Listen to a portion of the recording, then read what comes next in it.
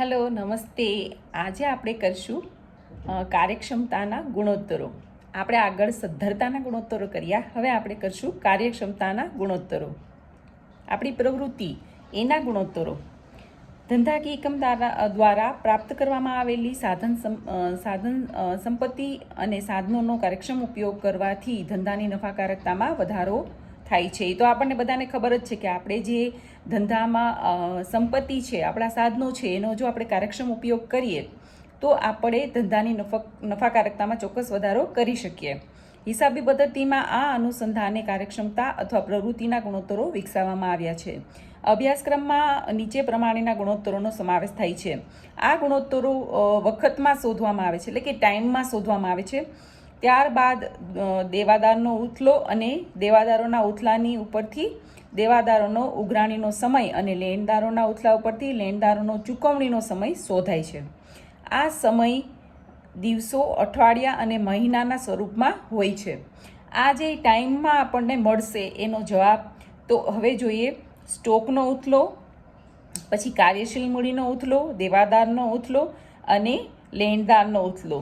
ઉથલો એટલે કે turn over, આપણું કેટલા ટાઈમમાં આપણું એટલું જે છે એ કાર્ય પૂરું થાય છે એ જોવાનું છે આપણે. તો સૌથી પહેલાં આપણે જોઈશું સ્ટોકનો ઉથલો, સ્ટોક ટર્ન ઓવર રેશિયો. આ ગુણોત્તર વેચેલ માલની પડતર અને સરેરાશ સ્ટોક વચ્ચેનો સંબંધ દર્શાવે છે. આ ગુણોત્તર છે એ વેચેલ માલની પડતર અને સરેરાશ સ્ટોક જે છે એનો વચ્ચેનો સંબંધ બતાવે છે. કંપની દ્વારા ધારણ કરવામાં આવેલ સરેરાશ સ્ટોકનું વર્ષ દરમિયાન કેટલી વખત વેચેલ માલની પડતરમાં રૂપાંતર થયું છે એટલે અને તેનું વેચાણ થયું છે તેની જાણકારી મેળવવી. આપણે જોઈએ કે કેટલી વાર સ્ટોક છે એ આપણો વેચાઈ ગયો છે, કેટલી વાર એ આપણે શોધવાનું છે. તો એને કેટલી વાર એ શોધવા માટે આપણે સ્ટોકનો ઉથલો શોધવો પડશે. હવે સ્ટોકના ઉથલાનું સૂત્ર છે વેચેલ માલની પડતર ભાગ્યા સરેરાશ સ્ટોક. હવે વેચેલ માલની પડતર એ આપણે આગળ પણ જોયું હતું કઈ રીતે શોધવાની છે, પછી પાછું હજી એકવાર આપણી ટેક્સ્ટબુકમાં આપેલું છે. વેચેલ માલની પડતર કેવી રીતે શોધાય છે તે અંગે કાચા નફાના ગુણોત્તરમાં આ અંગે માહિતી મેળવી છે. તેની રજૂઆત અહીં ફરીથી કરવામાં આવેલી છે. સૌથી પહેલું વેચેલ માલની પડતરમાં સૌથી પહેલાં કાચા માલનો સ્ટોક, કાચા માલની ખરીદી પ્લસ ખરીદીના ખર્ચા. હવે કાચા માલનો આખો સ્ટોક એ છે માઇનસ કરવાનો અને વપરાયેલ કાચા માલની પડતર કેટલી આવી એ છે એના પ્લસ આપણે કાચા માલની ઉપર મજૂરી અને કારખાનાના ખર્ચા કરશું અને આવશે પછી વેચેલ માલની પડતર અહીંયા આવશે આપણને. ઓકે, આ રીતે આપણે વેચેલ માલની પડતર શોધશું. એ આપણને ખબર જ છે, આપણે આગળ કરી લીધું છે. અન્ય રીતે નીચે પ્રમાણે પણ કરી શકાય. વેચેલ માલની પડતર શોધવી હોય તો અન્ય એક રીત છે. હવે જો કાચો નફો ઇઝ ઇક્વલ ટુ વેચાણ માઇનસ વેચેલ માલની પડતર, એ તો આપણને બધાને ખબર છે કે કાચો નફો શું છે, તો કે વેચાણમાંથી વેચેલ માલની પડતર માઇનસ કરીએ તો કાચો નફો મળે. હવે આ સૂત્ર મૂકીને આપણે શોધવાનું છે, વેચેલ માલની પડતર શોધવાની છે. વેચેલ માલની પડતર ઇઝ ઇક્વલ ટુ વેચાણ માઇનસ કાચો નફો. આ જે કાચો નફો છે એને અહીંયાથી માઇનસ કરવાનો છે એટલે આવશે આપણને વેચેલ માલની પડતર. ઓકે, અને જો કાચી ખોટ હોય તો વેચેલ માલની પડતર ઇઝ ઇક્વલ ટુ વેચાણ પ્લસ કાચી ખોટ, તો પ્લસ કરવાનું રહેશે. હવે સરેરાશ સ્ટોકની તો આપણને ખ્યાલ જ છે. સરેરાશ સ્ટોક શોધવા માટે શરૂઆતનો સ્ટોક પ્લસ આખરનો સ્ટોક ભાગ્યા 2 એટલે આપણને સરેરાશ સ્ટોક મળશે. એટલે આખું સૂત્ર છે જે સ્ટોકનો ઉથલો એ આપણને ખ્યાલ આવી ગયો હશે. એ વેચેલ માલની પડતર ભાગ્યા સરેરાશ સ્ટોક. વેચેલ માલની પડતર કઈ રીતે શોધાય છે એ પણ જોયું છે અને સરેરાશ સ્ટોક એ પણ આપણે જોઈ લીધું છે. તો હવે આપણે સ્ટોકનો ઉથલો જોઈએ તો એમાં સૌથી પહેલાં આ ગુણોત્તર દ્વારા ધંધાકીય એકમના સ્ટોકનું વેચાણમાં રૂપાંતર કરવા અંગેની કાર્યક્ષમતાનું માપ છે. આ જે છે એ વેચાણમાં રૂપાંતર કઈ રીતે આપણે કરી શકીએ, આપણી કાર્યક્ષમતા કેટલીક છે એનું માપ છે. સામાન્ય રીતે વધતું વલણ સ્વીકારવા યોગ્ય હોય છે અને વધતું વલણ એ દર્શાવે છે કે રાખેલ સ્ટોકનું વારંવાર વેચેલ માલની પડતર અને વેચાણમાં રૂપાંતર થાય છે. હા, વધતું વલણ, જો આપણને સ્ટોક છે એ જે રિઝલ્ટ છે આપણું એ વધતું જતું હોય તો, એટલે કે જે આપણો ઉથલો છે એ વધતો જતો હોય તો એ સારું કહેવાય, કારણ કે એ છે એ આપણું વેચાણ વધારે છે એ બતાવે છે. ઊંચો ગુણોત્તર ઊંચું વેચાણ અને ઊંચો નફો એવું સામાન્ય સંજોગોમાં પ્રસ્થાપિત થાય છે. આ ગુણોત્તર ઉત્તરોત્તર વધતો જતો હોય તો એ સારું કહેવાય છે. સૈદ્ધાંતિક રીતે વધુ ઊંચો ગુણોત્તર એ કાર્યશીલ મૂડીની અછતનું પરિણામ હોઈ શકે. તો ઘણીવાર એવું થાય કે કાર્યશીલ મૂડી છે એ આપણી કમ થઈ જાય એવું પણ હોઈ શકે. અને વધુ નીચો ગુણોત્તર હોય તો એ સ્ટોકમાં બિનજરૂરી વધુ રોકાણ, આપણે વધારે પડતો સ્ટોક છે એકઠો કરી લીધો છે એ બતાવે છે. તેથી ઇષ્ટતમ સ્ટોક ગુણોત્તર ધંધા માટે હિતાવહ છે. એટલે ઇષ્ટતમ સ્ટોક છે એ ધંધા માટે હિતાવહ છે. હવે એના માટે આપણી ટેક્સ્ટબુકનું ઉદાહરણ નંબર 24 જોઈએ તો HN કંપની લિમિટેડની નીચે આપેલી વિગતોના આધારે સ્ટોકનો ઉથલો શોધો. હવે એમાં આપણને આપેલું છે વેચાણ, કાચો નફો, શરૂનો સ્ટોક અને આખરનો સ્ટોક. આમાં બધું જ આપી દીધું છે એટલે એકદમ ઇઝી છે. જુઓ, સૌથી પહેલાં આપણે સ્ટોકના ઉથલાનું સૂત્ર મૂકશું, વેચેલ માલની પડતર ભાગ્યા સરેરાશ સ્ટોક. હવે વેચેલ માલની પડતર માટે આપણે વેચાણમાંથી કાચો નફો માઇનસ કરવાનો છે. આ વેચાણ છે અને કાચો નફો છે એ માઇનસ કરશું એટલે આપણને મળશે અહીંયા વેચેલ માલની પડતર. ઓકે, અને અહીંયા શરૂનો સ્ટોક અને આખરનો સ્ટોક પણ આપેલો છે એટલે શરૂનો સ્ટોક અને આખરનો સ્ટોકનું પ્લસ કરશું, શરૂ સ્ટોક પ્લસ આખરનો સ્ટોક એટલે આપણને મળશે, અને ભાગ્યા 2 કરશું એટલે મળશે સરેરાશ સ્ટોક. હવે સૂત્ર મૂકશું કે વેચેલ માલની પડતર ભાગ્યા સરેરાશ સ્ટોક, તો એ રીતે આપણને મળશે 6 વખત આપણી જે છે એ ઉથલો થઈ શકે, 6 વખત આપણે વેચાણ કરી શકીએ છીએ.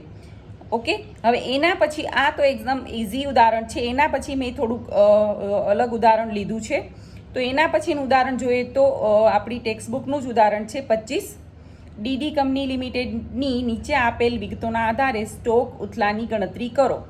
હવે એમાં શરૂઆતનો સ્ટોક, ખરીદી, આખરનો સ્ટોક અને ખરીદીના ખર્ચા, આ 4 વસ્તુ આપણને આપેલી છે. એના ઉપરથી આપણે સ્ટોકનો ઉથલો શોધવાનો છે. બરાબર, હવે આપણે શોધશું સ્ટોકનો ઉથલો. એનું સૂત્ર મૂકશું વેચેલ માલની પડતર ભાગ્યા સરેરાશ સ્ટોક. હવે આપણે સૌથી પહેલાં વેચેલ માલની પડતર શોધવાની છે તો એમાં આવશે શરૂ સ્ટોક, ખરીદી, ખરીદીના ખર્ચા માઇનસ આખર સ્ટોક. એકદમ ઇઝી છે. એ આવી જાય એટલે આપણને ખબર પડશે આ રીતે આપણે વેચેલ માલની પડતર શોધવાની છે. તો આ છે વેચેલ માલની પડતર, અને હવે સરેરાશ સ્ટોક શોધવા માટે શરૂ સ્ટોક પ્લસ આખરનો સ્ટોક ભાગ્યા 2 એટલે સરેરાશ સ્ટોક આવશે. ઓકે, હવે એને સૂત્રમાં મૂકશું એટલે જવાબ મળશે 14 વખત. ઓકે, તો આ પણ એક રીત છે, આ રીતે પણ કરી શકાય છે. આ પણ ઇઝી જ છે. વેચેલ માલની પડતર શોધવા માટે અલગ એક રીત કરી છે, બાકી કંઈ નથી આમાં. ઓકે, તો ઇઝી કહી શકાય. તો હવે તમને સમજાઈ ગયું હશે કે સ્ટોકનો ઉથલો કઈ રીતે કરવાનો છે. હવે આપણે કરીએ બીજું, સેકન્ડ નંબર, કાર્યશીલ મૂડીનો ઉથલો, working capital turnover ratio. Okay, હવે સૌથી પહેલાં આપણને એ ખબર હોવી જોઈએ કે કાર્યશીલ મૂડી કઈ કઈ છે, તો એ પણ જાણી લઈશું. ચલો, આ ગુણોત્તર કાર્યશીલ મૂડી અને વેચાણ વચ્ચેનો સંબંધ દર્શાવે છે. જો વેચાણની માહિતી ઉપલબ્ધ ના હોય તો કાર્યશીલ મૂડી અને વેચેલ માલની પડતર વચ્ચેનો સંબંધ તપાસવામાં આવે છે. અહીં કાર્યશીલ મૂડી કેટલી વખત વેચાણનું સર્જન કરે છે તે જાણવામાં આવે છે. કાર્યશીલ મૂડી દ્વારા આપણે કઈ રીતે વેચાણ વધારી શકીએ છીએ એ જોવાનું છે. એનું સૂત્ર છે કાર્યશીલ મૂડીનો ઉથલો ઇઝ ઇક્વલ ટુ વેચાણ અથવા વેચેલ માલની પડતર. વેચાણ પણ ચાલશે અને વેચેલ માલની પડતર પણ ચાલશે, અને એને ભાગ્યા કાર્યશીલ મૂડી. ઓકે, હવે દાખલામાં વેચાણ ન આપેલું હોય ત્યારે જ વેચેલ માલની પડતરના આધારે ગુણોત્તર શોધવો. હા, એ એક વાત કીધી છે કે જ્યારે વેચાણ નથી આપ્યું ત્યારે જ તમારે વેચેલ માલની પડતર લેવાની છે. હવે આ ગુણોત્તરનો હેતુ શું છે? આપણે શા માટે ગુણોત્તર શોધીએ છીએ? કાર્યશીલ મૂડીમાં રોકાણ કરવાનો ઉદ્દેશ ઉપજનું સર્જન કરવાનો છે. તેથી કાર્યશીલ મૂડીની કાર્યક્ષમતા માપવા માટે આ ગુણોત્તરનો ઉપયોગ થાય છે. સ્ટોકના ઉથલાની સરખામણીમાં આ ગુણોત્તર કાર્યક્ષમતાનું માપન અંગે વધુ યોગ્ય ગણાય છે. સ્ટોક ઉથલામાં ફક્ત સ્ટોક જ ધ્યાનમાં લેવાય છે, જ્યારે અહીં કાર્યશીલ મૂડી ધ્યાનમાં લેવાય છે. સ્ટોક ઉથલા કરતાં પણ એક સ્ટેપ આગળ છે. સામાન્ય રીતે વધુ વલણ સ્વીકારવા યોગ્ય છે. સૈદ્ધાંતિક રીતે વધતું વલણ છે એ કાર્યશીલ મૂડીના ઉપયોગની કાર્યક્ષમતા દર્શાવે છે, જે વધુ વેચાણ અને વધુ પરિણામે વધુ નફાનું સર્જન કરે છે. વધુ વલણ હોય તો એ આવકાર્ય બાબત છે. જેમ જેમ કાર્યશીલ મૂડીનો ઉથલો વધતો જાય છે એમ એમ આપણો નફો વધતો જાય છે. એના માટે આપણે સમજવા માટે એક ઉદાહરણ જોઈએ. આપણી ટેક્સ્ટબુકનું ઉદાહરણ નંબર 26. HR કંપની લિમિટેડની નીચે આપેલ વિગતોના આધારે કાર્યશીલ મૂડીનો ઉથલો ગણો. હવે સૌથી પહેલાં આપણને આપેલું છે વેચાણ, વેચાણ પરત, પછી ચાલુ મિલકતો અને ચાલુ દેવા. હવે જો એક વાત છે, કાર્યશીલ મૂડીનો ઉથલો છે એનું સૂત્ર મૂકશું. હવે એમાં આવશે વેચાણ. અહીંયા આપણને આપેલું છે એટલે વેચાણ લઈશું, અને વેચાણ ન આપ્યું હોય તો આપણે શું લેવાનું છે? આપણે વેચેલ માલની પડતર લેવાની છે, પણ અહીંયા આપણે વેચાણ આપેલું છે, તો આપણે વેચાણ લઈશું અને નીચે મૂકશું કાર્યશીલ મૂડી. તો વેચાણ શોધવા માટે આપણે વેચાણમાંથી વેચાણ પરત માઇનસ કરશું, એટલે આપણને મળશે વેચાણ. આ વેચાણમાંથી વેચાણ માઇનસ પરત કર્યું છે એટલે મળ્યું વેચાણ આપણને. પછી આવશે કાર્યશીલ મૂડી. તો કાર્યશીલ મૂડી એટલે શું? તો કે ચાલુ મિલકતો બાદ ચાલુ દેવા, જે આપણને અહીંયા આપેલા છે. ચાલુ મિલકતો માઇનસ ચાલુ દેવા આપણે માઇનસ કરશું તો આપણને મળશે કુલ કાર્યશીલ મૂડી. ઓકે, અને પછી એને સૂત્રમાં મૂકશું તો મળશે 5.5 વખત, એટલે કે 5 થી 5 વખત આપણે વધારે નફાનું સર્જન કરી શકશું. વેચાણ આપણું એટલું વધારી શકશું. એના પછી આ તો એક સામાન્ય ઉદાહરણ છે. એના પછીનું ઉદાહરણ જોઈએ તો આપણે 27 નંબરનું ઉદાહરણ છે. ઉદાહરણ નંબર 27, MN કંપની લિમિટેડ નીચે આપેલી વિગતોના આધારે કાર્યશીલ મૂડીનો ઉથલો શોધો. આ ઉદાહરણમાં થોડુંક ડિફરન્ટ છે આપેલું છે. એમાં કાર્યશીલ મૂડી આપેલી છે આપણને, પછી આપણને વેચાણ માલની પડતર આપેલી છે અને કાચા નફાનો દર આપેલો છે. જો આ ઉદાહરણ છે એ IMP ઉદાહરણ કહી શકાય, કારણ કે આમાં જો અલગ રીતે બધું આપેલું છે. સૌથી પહેલાં તો આપણે કાર્યશીલ મૂડી આપેલી છે, તો આપણે શોધવાનું છે શું? તો કે આપણે સૂત્રમાં છે કાર્યશીલ મૂડીનો ઉથલો શોધવા માટે આપણે વેચાણ અને કાર્યશીલ મૂડી, તો કાર્યશીલ મૂડી આપી દીધેલી છે. હવે વેચાણ માત્ર શોધવાનું છે, જે અહીંયા વેચાણ આપેલું નથી. વેચાણ માલની પડતર આપેલી છે અને કાચા નફાનો દર આપેલો છે 25%. તો આપણે વેચાણ છે કઈ રીતે શોધશું? સૌપ્રથમ વેચાણ શોધવા માટે વેચેલ માલની પડતર પ્લસ કાચો નફો, આ આપણું સૂત્ર છે. તો ધારો કે આપણે એમ માનીએ કે વેચાણ છે 100 છે. હવે આપણને કાચો નફો આપેલો છે, એટલે આપણે લખશું કે 25% કાચો નફો છે, આપણને ખ્યાલ છે. તો 75% વેચેલ માલની પડતર હશે. તો જોઈએ તો 75% એ આપણને 15 લાખ રૂપિયા આપેલા છે. અહીંયા વેચેલ માલની પડતર આપેલી છે, તો એ છે 15 લાખ રૂપિયા. જો 75 આપણને 15 લાખ રૂપિયા મળતા હોય તો 25 કેટલી મળે પડતર? તો એ શોધવા માટે એ રીતે મેં અહીંયા કર્યું છે. તો 5 લાખ રૂપિયા પડતર આવશે. તો અહીંયા આવ્યા 5 લાખ રૂપિયા. ઓકે, તો એનો મતલબ એમ થયો કે એનો ટોટલ થાય છે 20 લાખ રૂપિયા. ઓકે, તો એ છે કુલ વેચાણ. તો આ રીતે આપણે આમાં વેચાણ શોધવાનું છે. જો 75 જે છે એ આપણે જોઈએ તો 75 આપણે 15 લાખ રૂપિયાનું ઓલું છે, તો 25 કેટલું થઈ શકે? એ આપણે કાચા નફાનો દર આપેલો છે, એના ઉપરથી આપણે ગોઈતું તો 5 લાખ રૂપિયા આવ્યા છે. અને 5 લાખ અહીંયા પ્લસ કરીએ તો 20 લાખ રૂપિયા આવશે. એ થશે વેચાણ આપણું. ઓકે, તો હવે આપણે સૂત્ર મૂકશું, વેચાણ ભાગ્યા કાર્યશીલ મૂડી. તો આ થશે અને એમાં આવશે જવાબ 6.67 વખત. અને જો વેચેલ માલની પડતરને આધારે કરવું હોય તો 15 લાખ ભાગ્યા 3 લાખ, એટલે કે 5 વખત.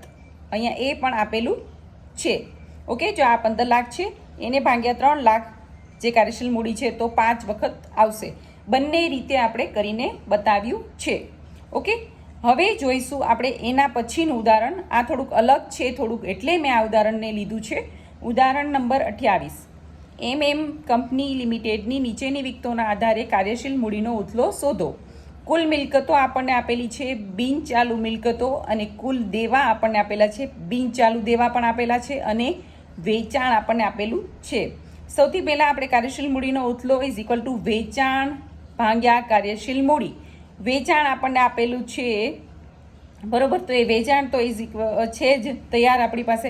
હવે આપણે શોધવાનું શું છે? તો કે આપણે શોધવાનું છે કાર્યશીલ મૂડી. કાર્યશીલ મૂડી શોધવા માટે એ આપણે કરશું ચાલુ મિલકતો માઇનસ ચાલુ દેવા. એ તો આપણને ખબર જ છે, ચાલુ મિલકત માઇનસ ચાલુ દેવા. હવે ચાલુ મિલકતો આપણને આપેલી છે અહીંયા, બિનચાલુ અને ચાલુ મિલકતો બંને આપેલી છે. ચાલુ મિલકતો એટલે કુલ મિલકતો માઇનસ બિનચાલુ મિલકતો. હવે ચાલુ મિલકત શોધવા માટે આપણે શું કરશું?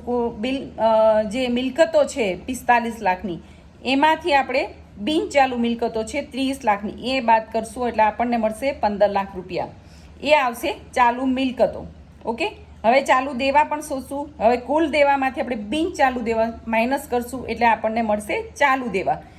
બિનચાલુ દેવા એટલે લાંબા ગાળાના દેવા, એ આપણે બાદ કરશું. અહીંયા આપેલા છે બિનચાલુ દેવા, એ કુલ દેવા છે 20 લાખ, એમાંથી આપણે બિનચાલુ દેવા માઇનસ કરશું એટલે આપણને મળશે 10 લાખ રૂપિયા. તો આ રીતે આપણને મળશે. હવે ચાલુ મિલકત છે આટલી અને એમાંથી ચાલુ દેવા આટલા છે, તો એ માઇનસ કરશું એટલે 5 લાખ રૂપિયા મળશે અને એના દ્વારા આપણે અહીંયા મૂકશું સૂત્રમાં એટલે આપણને મળશે 5 ટાઈમ્સ. જો આ રીતે પણ આપણે અલગ અલગ રીતે મેં તમને સમજાવ્યું છે, અલગ અલગ ઉદાહરણ દ્વારા કે કઈ રીતે આપણે કાર્યશીલ મૂડીનો ઉથલો શોધી શકીએ છીએ, સ્ટોકનો ઉથલો શોધી શકીએ છીએ. મેં તમને સ્ટોકનો ઉથલો અને કાર્યશીલ મૂડીનો ઉથલો અલગ અલગ ઉદાહરણ દ્વારા સમજાવેલું છે. તો હું આશા રાખું છું કે તમને સમજાઈ ગયું હશે. Okay, thank you very much.